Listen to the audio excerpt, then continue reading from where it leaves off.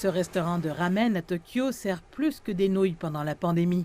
Ippudo est une chaîne de restaurants de nouilles de renommée mondiale. Mais même un empire de nouilles comme celui-ci n'a pas pu échapper à la baisse des ventes pendant la pandémie. La distanciation sociale et les heures d'ouverture plus courtes chassent les clients. Les restaurants de ramen ici sont connus pour leur salubrité. Nous avons installé des écrins et mis en place du désinfectant pour les mains, mais beaucoup sont toujours préoccupés par le virus. S'asseoir au coude à coude, manger et socialiser tard durant la nuit était avant une scène typique des restaurants de ramen au Japon. Mais tout cela a été interdit durant la pandémie.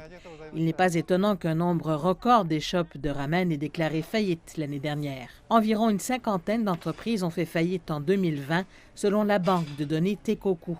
Et les experts disent que ce nombre est probablement beaucoup plus élevé, de nombreuses petites boutiques familiales ayant fermé sans annonce officielle.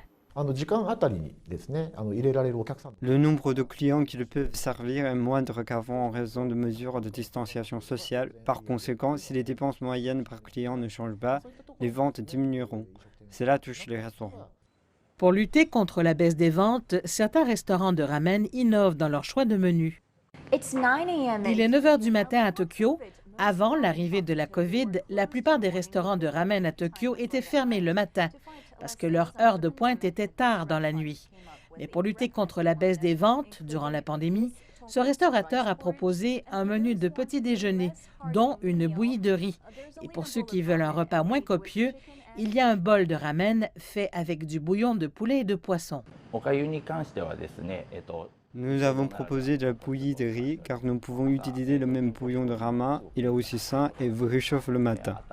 Jusqu'à présent, Ippudo a reçu des commentaires positifs de ses clients et prévoit d'étendre les nouvelles offres à plus de succursales.